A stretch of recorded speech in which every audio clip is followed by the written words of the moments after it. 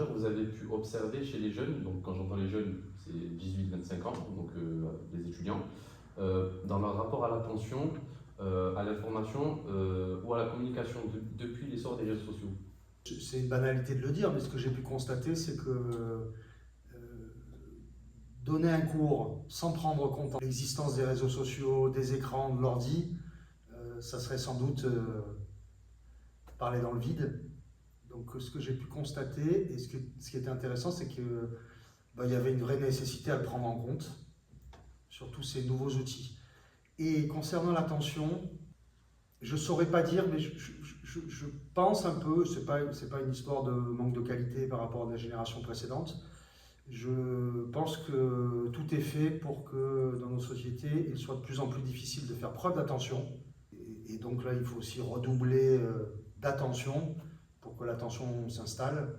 Mais tout est fait pour qu'on soit moins attentif que fut un temps.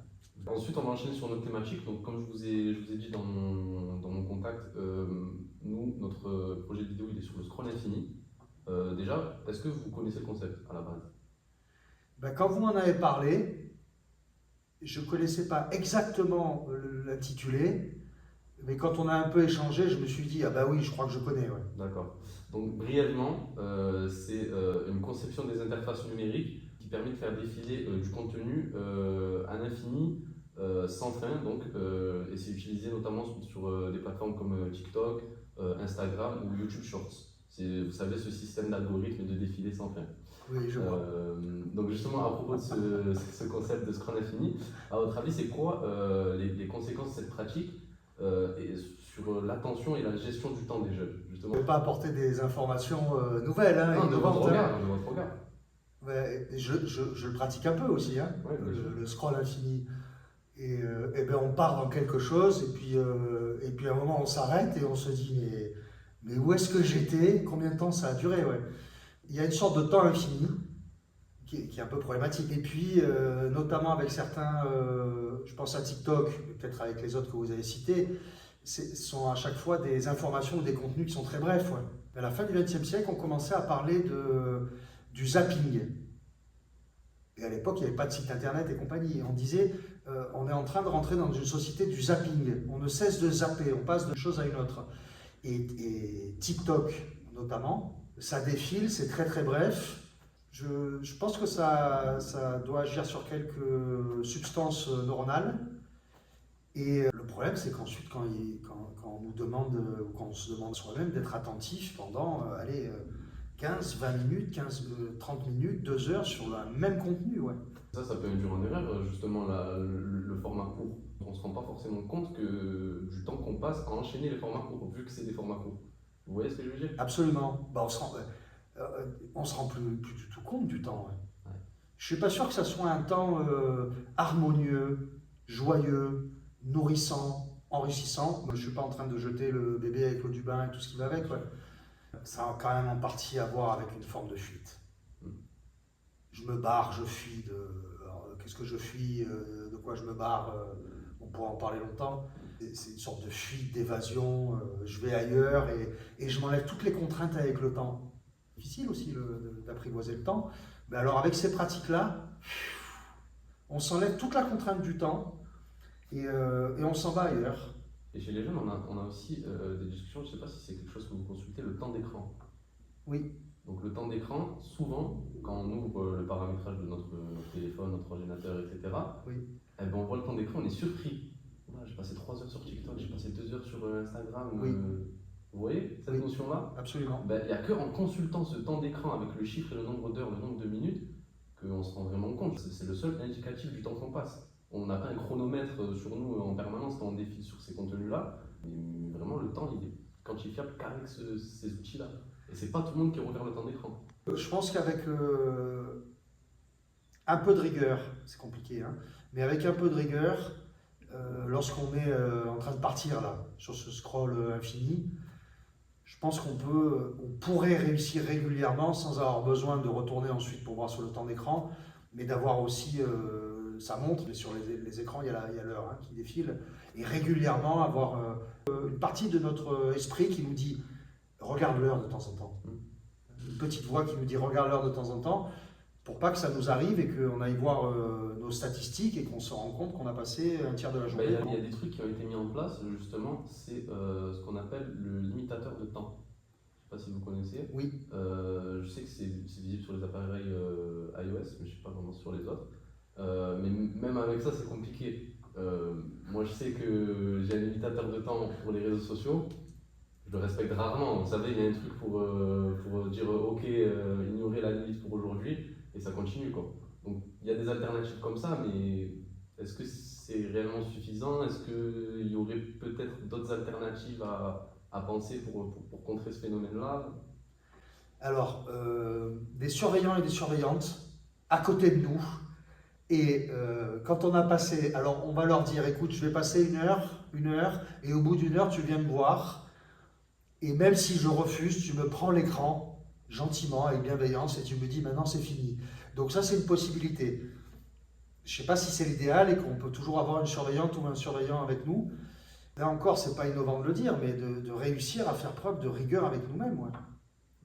Et quand on se fait déborder, de se dire bah, demain, je vais essayer de moins me faire déborder. Ouais. Alors ça peut toucher aux pratiques. Hein. J'ai connu des gens de votre génération qui étaient pris par ça, là, le scroll infini et puis des heures sur les écrans. Alors ça dépend aussi qu'est-ce qu'on va voir hein, sur les écrans. Peut-être on en parlera tout à l'heure. Hein. Mais je connais des personnes qui ont fait des choix qui étaient assez radicaux, de dire soit je les supprime, soit je me déconnecte, notamment notifications. Ah oui, oui, oui, oui. C'est-à-dire que je fais en sorte qu'elles apparaissent, que ça ne soit pas toujours des notifications et des infos, tiens, un tel a posté ça, un tel a posté ça. Donc une forme de déconnexion, mais technique, paramétrage. Et je connais des gens qui ont vraiment, qui se sont dit, il faut que je calme le jeu avec ça. Et comme ils n'arrivaient pas, les personnes n'arrivaient pas à se discipliner, un temps soit peu, se sont déconnectées. C'est-à-dire que lorsqu'elles veulent y retourner, elles sont obligées de se reconnecter. Ouais. Et elles se sont notamment déconnectées de toutes les sollicitations et les notifications qu'on reçoit pour être le moins sollicité possible. C'est intéressant parce qu'en fait, elles ont décidé de prendre la main, de se dire oui, je vais y aller, mais je vais arrêter ce flux permanent qui m'arrive, que je n'arrive pas à maîtriser. Et c'est des personnes qui, par exemple, je prends un exemple, hein, c'est des exemples parmi d'autres, qui se disaient je vais me reconnecter en fin de journée et je vais me reconnecter une heure ou deux. Et en parallèle, tous ces temps-là où les personnes s'étaient déconnectées, ça leur permis en fait de consacrer du temps et de l'attention à autre chose. Donc cette alternative-là, elle peut potentiellement marcher, elle a déjà marché, quoi. Je l'ai vu sur quelques personnes qui étaient vraiment dépendants, hein, dépendants du scroll, du temps passé sur les écrans, et qui se sont dit, allez hop. J'ai croisé des personnes qui se sont dit, allez j'arrête, je sais pas, imaginons Instagram, TikTok et YouTube, des abonnements, hein, et qui se sont dit, je vais en garder qu'un. C'est un peu moins radical. C'est moins radical. Mais la déconnexion, mais par le paramétrage, et puis je connais aussi d'autres personnes qui ont un tant soit peu de rigueur, qui se disent je fais en sorte d'y passer, je sais pas, 45 minutes ou 1 heure et demie par jour. Et quand ils vont regarder ensuite les stats, ou quand ils regardent régulièrement l'heure, ces personnes arrivent quand même à se dire allez là j'ai fait mon... Je connais des personnes très organisées qui disent allez je ferai une demi-heure le matin, une demi-heure en fin de journée, peut-être une demi-heure en soirée, et qui arrivent vraiment à maîtriser ça. Dans la vie de tous les jours, c'est quelque chose d'atteignable largement. Vraiment, pour revenir au cadre éducatif, d'après votre expérience et ce que vous avez pu voir, vous en avez passé des générations, j'imagine, est-ce qu'on peut accompagner et sensibiliser les jeunes dans le cadre éducatif à cette pratique, même à un niveau élevé? Donc, je vous ai parlé tout à l'heure des jeunes de 18 à 25 ans, on est censé être des adultes, des jeunes adultes, des gens responsables, entre guillemets, on met bien évidemment une nuance à ça.